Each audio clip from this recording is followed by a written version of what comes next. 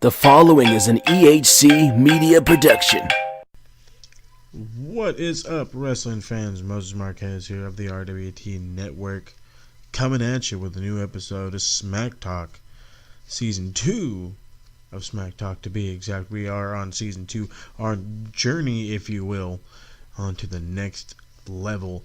So, just like each and every one of my shows, I always like to go into a bit of news and all that fun jazz before I get, into my review. So first, I want to let you guys know that we do have multiple shows on our awesome podcast network. We are on YouTube.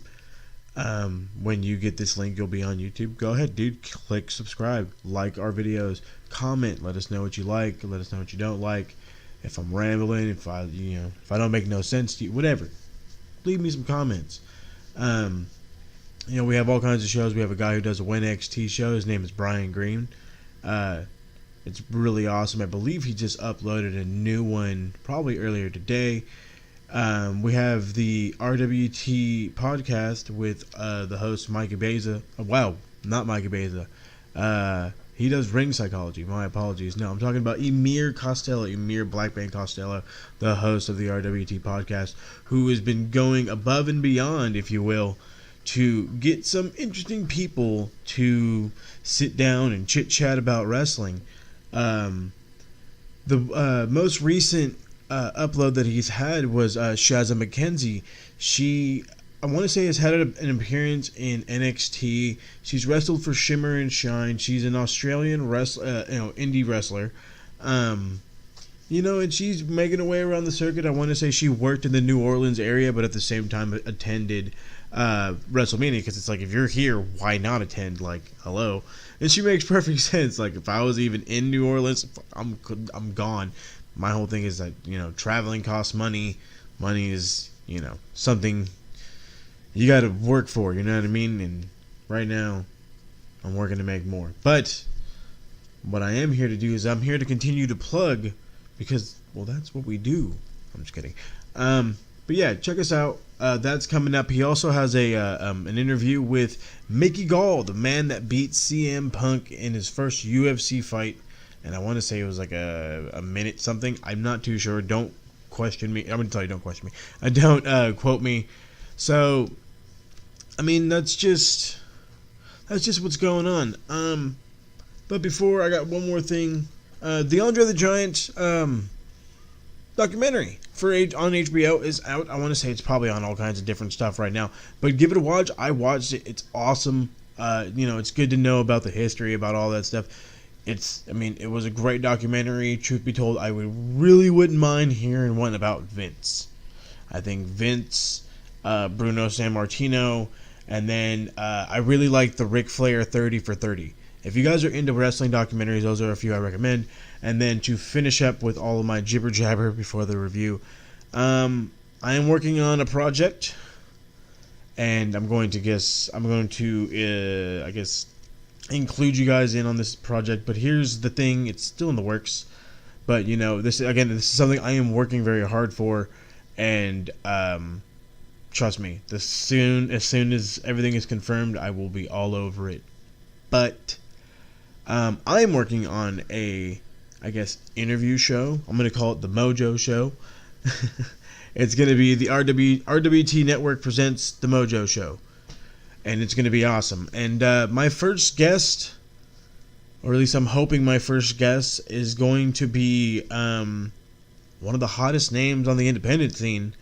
Wrestled for PWG, Wrestle Circus, and he wrestles for Lucha Underground in the next upcoming season. I'm talking about none other than Mr. Moneyworth, the best ever, the leader of the Panda Fam, Sammy Guevara. I have been talking to him back and forth on Snapchat. We've kind of just been chit-chatting here and there. But, I legit took the leap, was like, hey, dude, would you ever mind doing my show? He's like, yeah, I'd be down. But his whole thing is he's got PWG coming up and all this other stuff. So we're trying to find a day to get it done. And when we do, I'm hoping to just bring you, a little bit of the insight of who Sammy is, what got him into wrestling, what, keeps him driving in wrestling, where his ultimate goals are, what got him in anime, whatever. But, this, as soon as I get this confirmed, I want questions from the entire community, okay? Any questions, all the questions. This man has had great matches with a lot of people. He's had, matches with Cody Rhodes on the independent scene, Keith Lee, Jeff Cobb, I want to say Joey Janela. Great matches. PWG. I don't believe he's been on Ring of Honor yet. I want to say he's been on Evolve here and there and made a random cameo appearance on Impact. But that's just a little bit about him. Like I said, this is just a project I'm working towards. But as soon as the project is confirmed, I want everybody included, because for me this is huge, and for our page this is huge. Just like Mickey Gall and Emir is doing, this is big things, and we're trying to grow, and with your guys' help we can grow that much faster. So I'm gonna quit jabber-jawing. I'm going on like a little freaking schoolgirl, super excited about possibly making this dream of mine come true.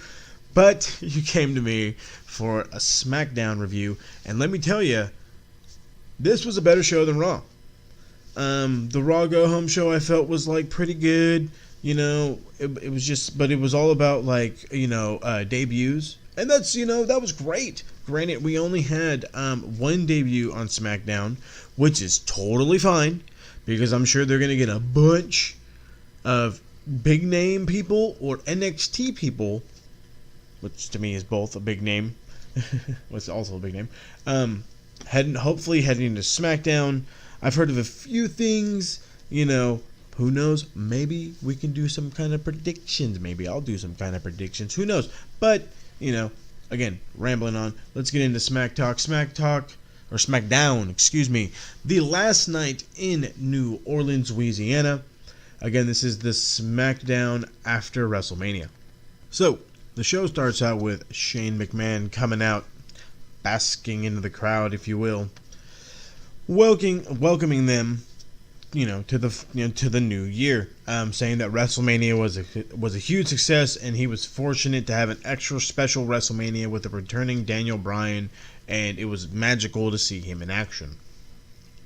He says Daniel Bryan was born to do this, and he is officially a part-time performer, because I wouldn't want him to go back to being a GM, so I accepted his resignation as GM, and he's now a full-time wrestler. I think that's what he pretty much said. I'm just kind of rambling. And then he wants to immediately introduce the new general manager, because this is SmackDown Live, the land of opportunity, and it goes to none other than Paige. Wow. Complete and total shocker. I knew that they had rumors of like a woman GM, and I'm not saying it like it's a big deal. Please don't kill me. But there was a lot of rumors of a possible woman GM for SmackDown. I want to say Nikki Bella was a huge name for a while, and I don't know why. I would understand somebody like Paige. Somebody like Paige makes sense. She knows wrestling. She comes from a huge wrestling name. If you know about it, the Knight family in the UK, they're huge.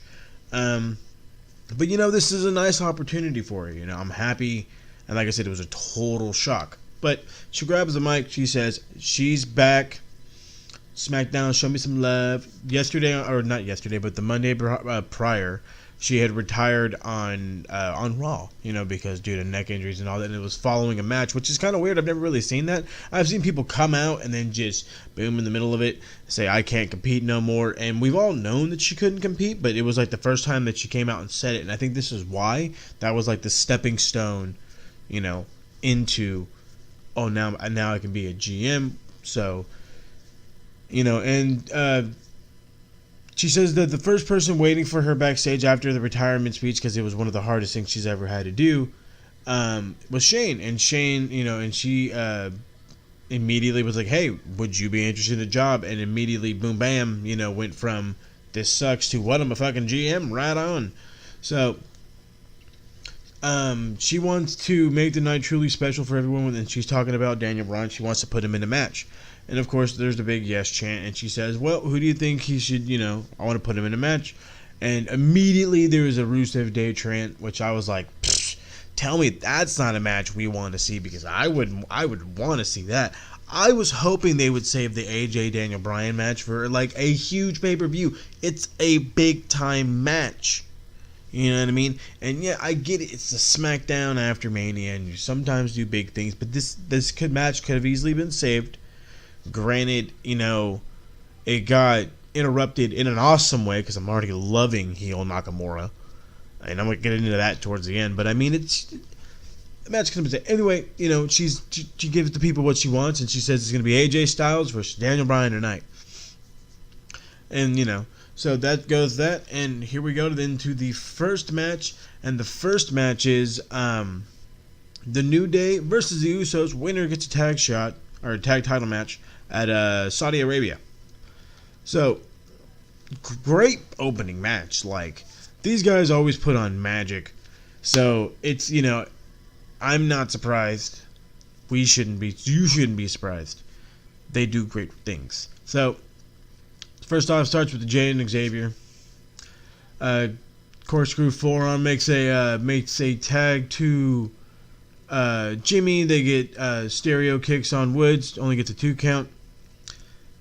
Blind tag to E. He comes in, bear hug. Turns it into a belly to belly because he suplexes people. That's just what Big E does. Xavier gets the tag. Gets on Big E's shoulders. Gets the assisted splash, which gets denied. The Unicorn Stampede. Actually, no, it gets it. The Unicorn Stampede follows, and then it's quick tags. Going, and then we go to the commercial, and we come back from the commercial. And Big E is on the apron, and he hits a big splash, but Jay rolls rolls away and crashes to the floor. Mick nasty. It was gnarly. Let's see, Jimmy gets in with a hot tag. Hit big right hands, hits a super kick. Palm strike. Big E comes in, eats an enziguri. Usos drop Woods on the floor, hit a big suicide dive, cutting off Xavier. He runs into a boot and counters into an honor roll, into a Samoan drop. Tag made. Xavier hits a big DDT, getting some breathing room. E spears Jimmy to the floor because Big E always has to get his spear spot in. Woods goes for a springboard leg drop, but it's not enough. Hits a right hand. Xavier is just pummeling on Jay's kidneys, trading forearms. Xavier with another body blow to stop the chain. Goes off the ropes. Usos get a super kick to the midsection. Tag made. New Day with the rock bottom lung buster. It was like a Uranagi what was it? It looked like a Uranagi. I put rock bottom lung buster. I've been watching a lot of like 99. Well, whatever. It's a fucking Uranagi into like a code breaker. No, code breaker's on the front. Not a lung blower. What the heck is it called? Backstabber. Son of a gun. Anyway, it's a Uranagi into a backstabber. It looked gnarly. I was like, he's out. Just fucking call it. Whatever. But Jimmy kicks out. Turns into a super kick party. Woods goes for a missile drop kick. Misses. Jimmy slides over with the schoolboy. Only gets a 2 count. Woods gets another roll up of his own. Only gets 2. Bounces off the ropes. Super kick. Tag man. Jimmy heads up. Hits the splash.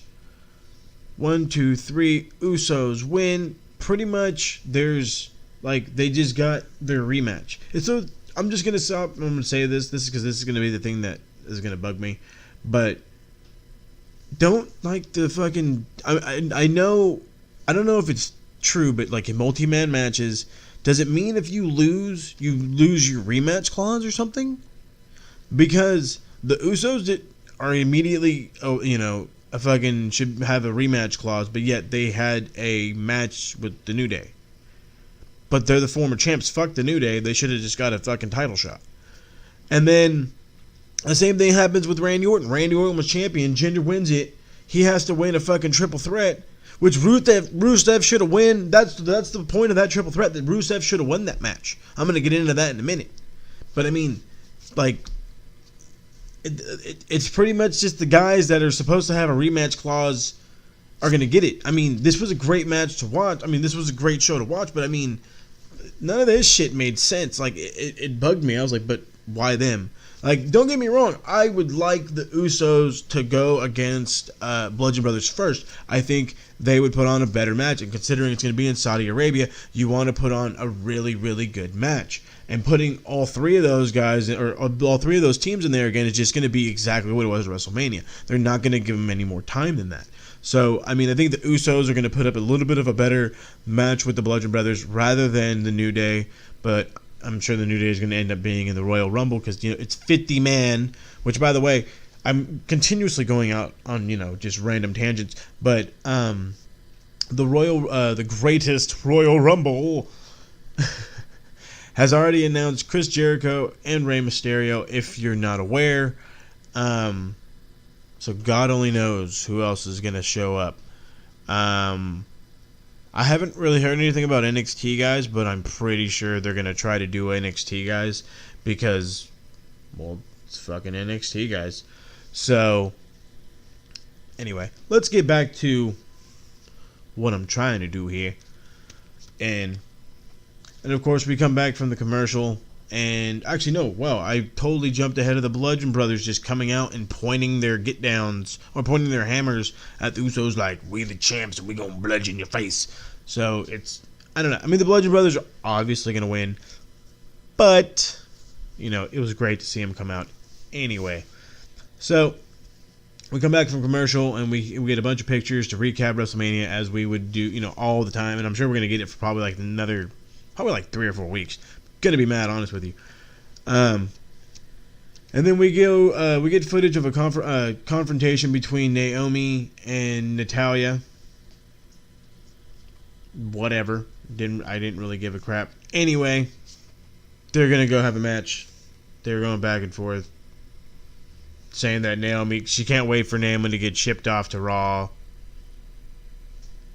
Naomi says, well, then I guess this is my last chance to get my hands on you. Because apparently everybody's going to get these hands. But, hey, that's Braun saying, God bless America.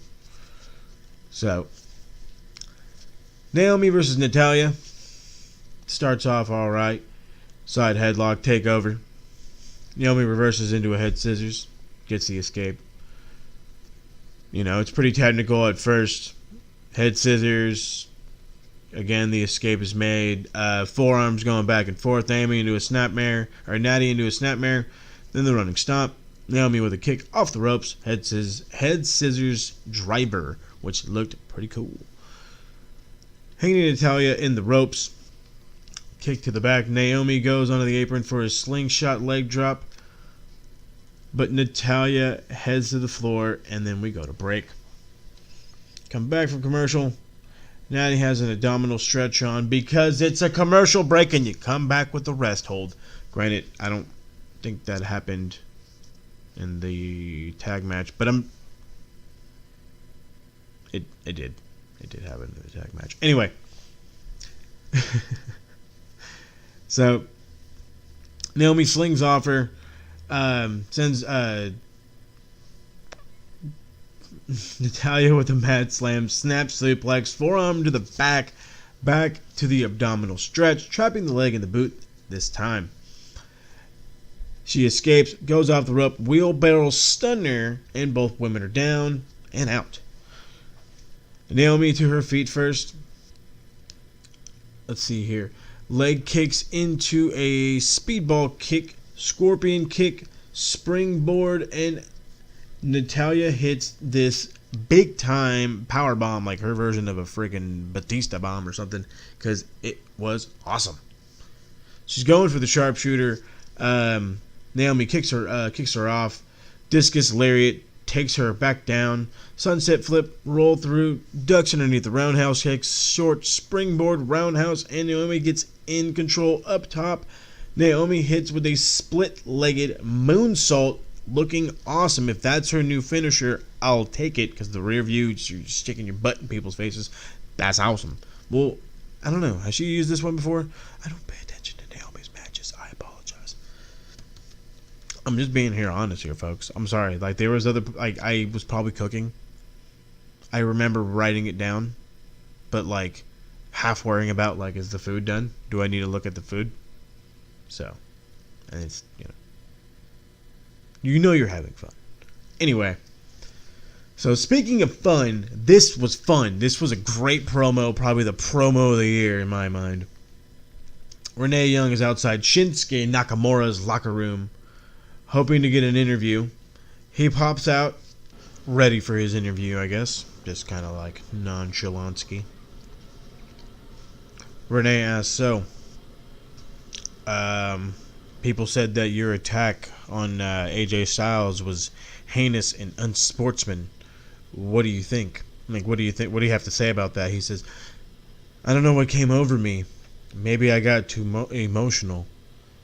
I'm very sorry for what I did to AJ Styles. And he winks at Renee.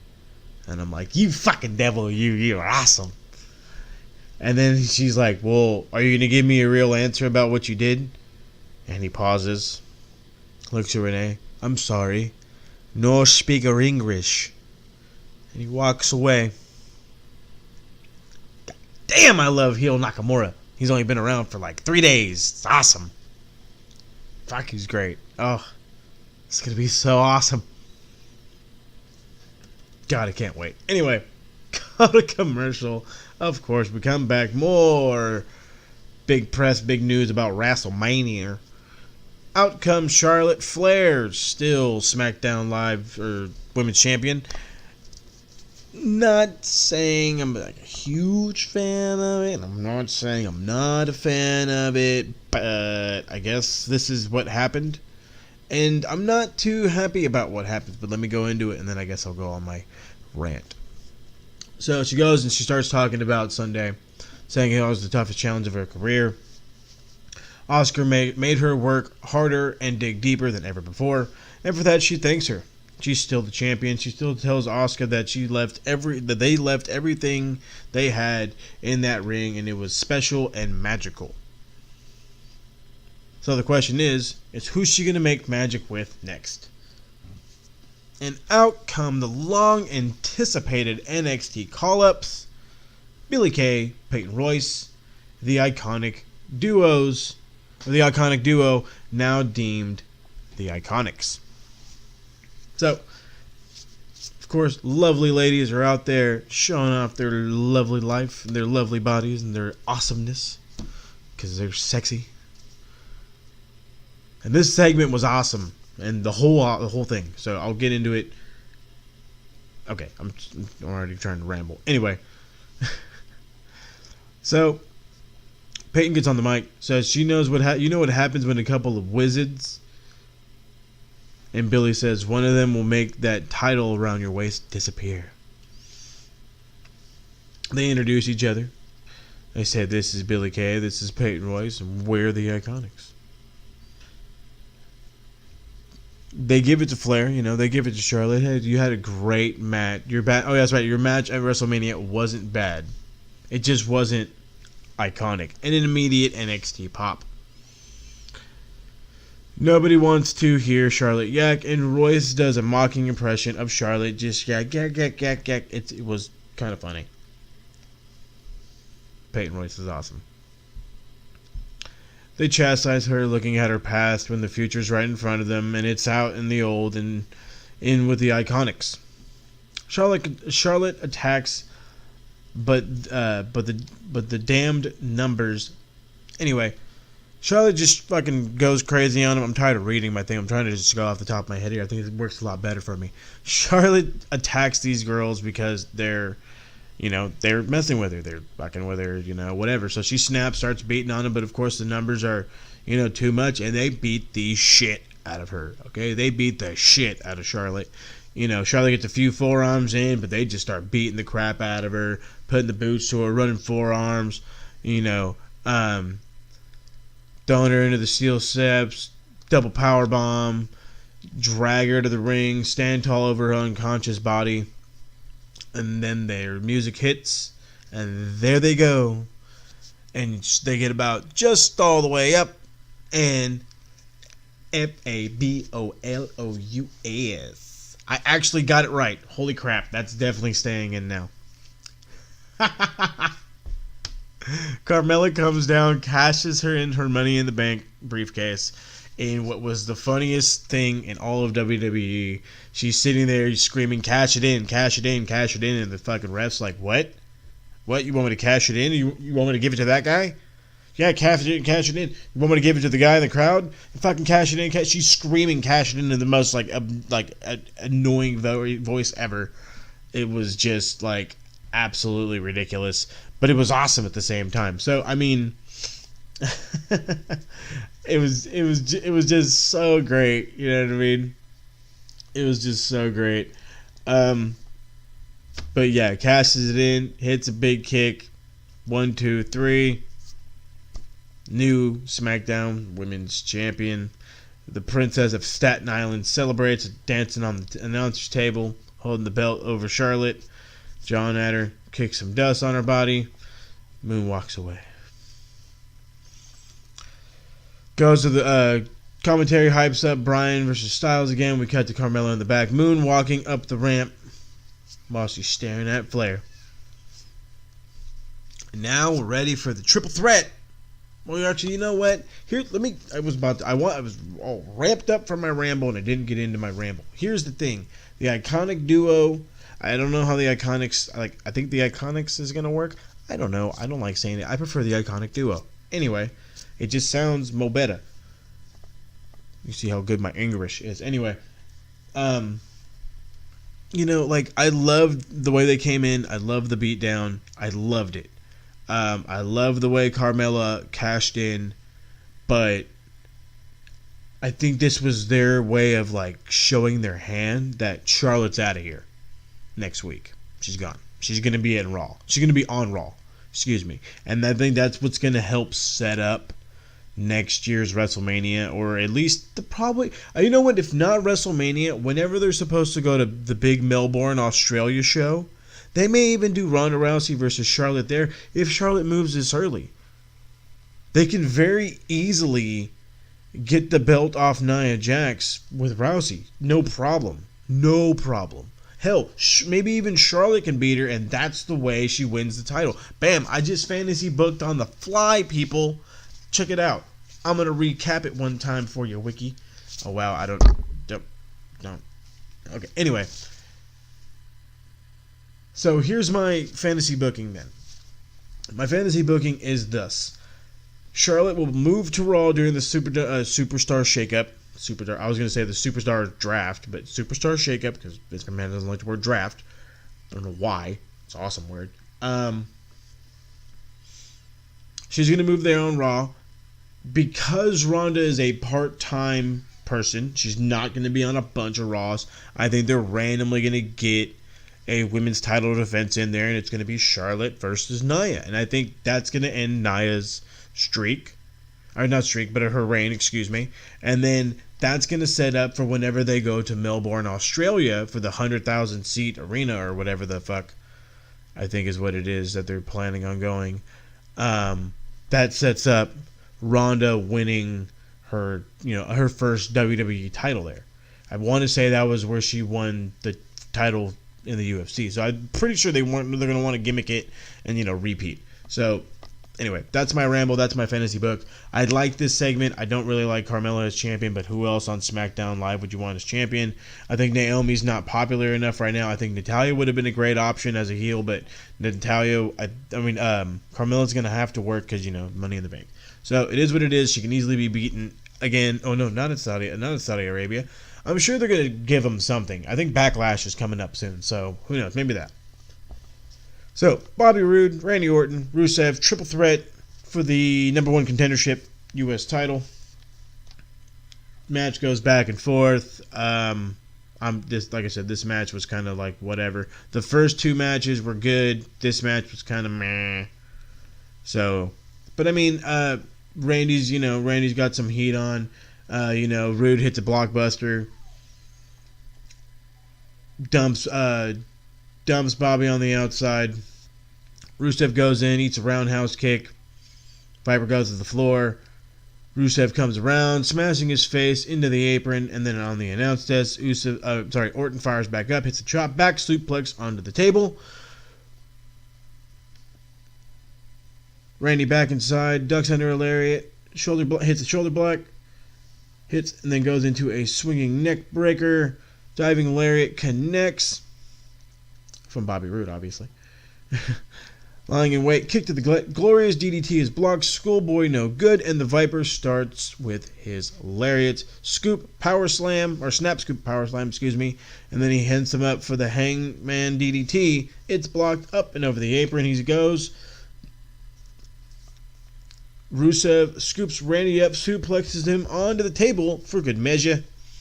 He gets back in, roundhouse kicks to the chest, charging elbow drop, hits a spin wheel kick, goes for the Machka kick, and he wants to break him, stomps on the back, hits the accolade, wrenches back. I was like, please, Rusev, win it. And of course, Randy Orton comes in. I want to say he just throws Rusev into the post. RKO to Rude, 1, 2, 3. You buried Rude. You kept Randy Orton in the title picture. But the reason I believe they did it is because, again, Saudi Arabia, he's a name. He's a 13-time champion. He's a name. So, that's that.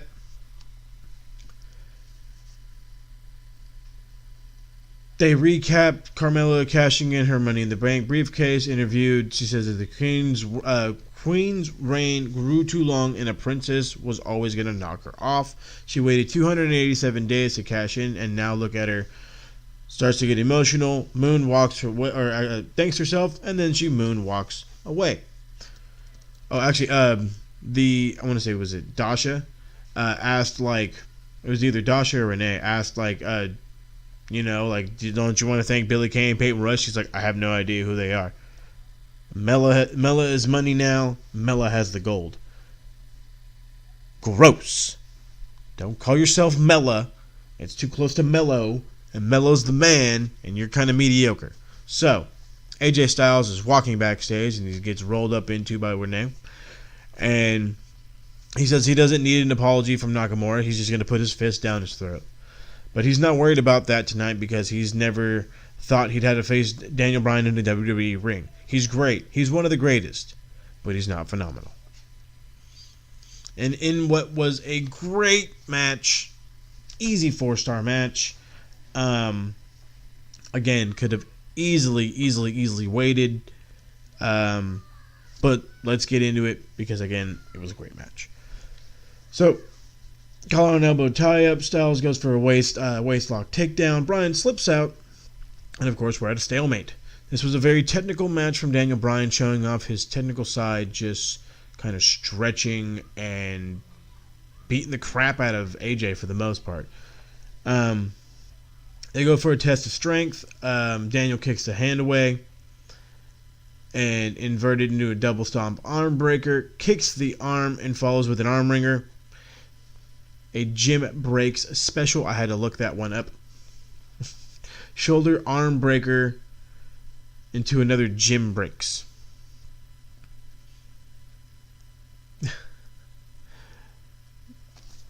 Double wrist lock shifted into a hammerlock. Beck elbows.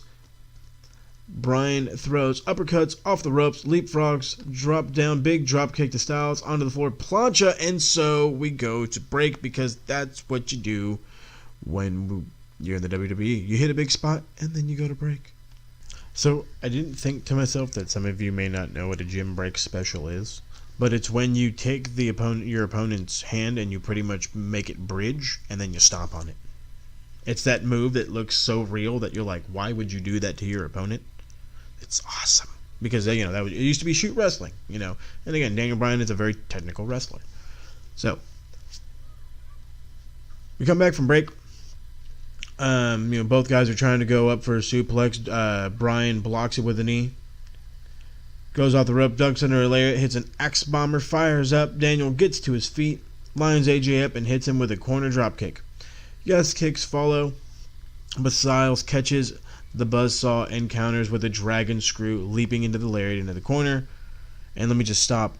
I love that AJ uses the dragon screw. If you watch New Japan, you can see how devastating that move is and how much of just like a momentum stopper it is. And it's awesome to see it in WWE, especially used so well by AJ.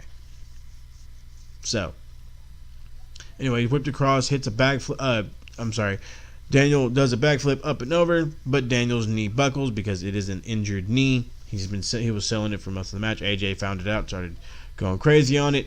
And as his knee buckles, AJ then moonsaults, hits into an inverted DDT, which always looks awesome. Styles tries to pick the leg of Daniel. Bryan starts throwing forearms, and then a leg kick staggers him. Hits a Styles rush, but it's countered into a Danielson special. AJ reverses and goes for the calf crusher. I put calf killer. I missed that name. And AJ is able to crawl, reaching, rolls over and turns it into an armbar. Rolls it into an omoplata. AJ blocks the crossface, rolling for a pin for a near fall. Ducks a roundhouse kick. Styles hits a Pele kick, then a lariat, only to get a near fall. Styles heads to the apron, springboard, roundhouse kick, another.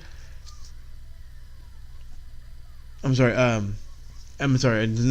another kick. Wow. I just got all hyped up for that. So Daniel stands in the corner, and as everybody's getting ready to Daniel Bryan, he just starts going, yes. Yes. And of course, everybody follows in unison. The entire arena, the 13,000, 17,000, however many in that arena, all going along with Daniel's yes chant. He goes for his big knee. AJ reverses the knee, looking to go for a Styles clash. Daniel's able to reverse it into an omoplata, then connects with the yes lock, but AJ is just too close to the ropes. But Daniel then sets up AJ in the Tree of Woe, hits more kicks, his knee buckles, then he starts rapid fire kicks. He lifts Styles back up. Back suplex attempt is countered to a crossbody, and this was off the top rope. He landed right on his face. I was worried. AJ was worried. The ref was worried. And right when everybody got worried, in comes Nakamura, and right to the back of the head, boom, Kinshasa. Granted, it was a light one. He didn't go running in there to kill him like he does some of the other guys. It looked a little safer than most of his regular Kinshasa. So, of course, Daniel's going to win by disqualification. Shinsuke starts to attack AJ, and this is where I loved it. Shinsuke just starts hitting big shots to AJ, and then you think, oh, he's going to hit him with a Kinshasa. He drops down, and wham, low blow. Just a big old shot to the balls in like what was all 1999 fucking interferences. Was just a shot to the balls. And, then he starts beating on him, and then he picks him up again, and then whammo! Another shot to the balls. AJ's got a bunch of kits. He may not have any more because Shinsuke beat them balls. That sounds weird. But he beat the crap out of the guy. He interfered in what was a pretty friggin' good match. But this was a great show. It ended great. Like I said, the only thing I wasn't super jazzed about was the triple threat match. Randy Orton, Rusev, Bobby Roode.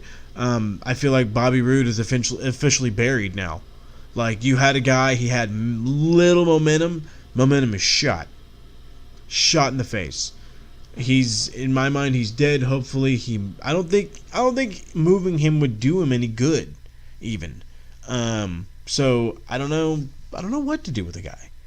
But like I said, there's going to be a whole bunch of moves coming up soon. The next week, next Monday, Tuesday is going to be 2-part of the Superstar Shakeup. So there's going to be all kinds of guys moving places, possible guys from NXT. Probably some random free agents that we're hoping that'll sign. I've heard random rumors of Garza Jr., but I'm pretty sure he's going to go to NXT. If you guys know who Garza Jr. is, he's not a huge time wrestler, but he is a known wrestler. I don't want to say in AAA. I don't think it's CMLL. I want to say it's AAA in Mexico. He's also worked for Impact. And yeah, like I want to say he went to Birmingham, Alabama to go see WWE's doctor, and I want to say he's cleared and he's signed. I want to say he's signed. But he's there. I've also heard of Ultimo Ninja. I I've looked him up. I don't even know who the fuck that is, to be completely honest with you. So, I don't know. Like I said, there's going to be guys popping up. Who knows? We'll see. I want to say they're going to do a UK King of the Ring. So that's probably where they'll get some more guys. Hopefully, some of the UK guys get drafted. That would actually be pretty cool. But I'm going to go ahead. I'm going to let you guys go. This was my review of SmackDown Live. I hope you liked it. Again, subscribe to our RWT YouTube channel where you're listening to this on. Like my video. Leave us a comment. Again, we're here for you guys. So, again, if anything I can improve on, let me know. Anything you hated about the show, let me know. But this was my take on SmackDown, like I said. So I'm going to go ahead and leave you guys be. I have a WrestleMania review I am currently editing, getting that to you guys. And again, my big project is currently in the works. But keep your ears plugged to the RWT Podcast Network, as all of our awesome shows are going to be coming at you with all the great new episodes of Season 2. I will catch you around the bend, boys and girls. Thanks for listening. See you later.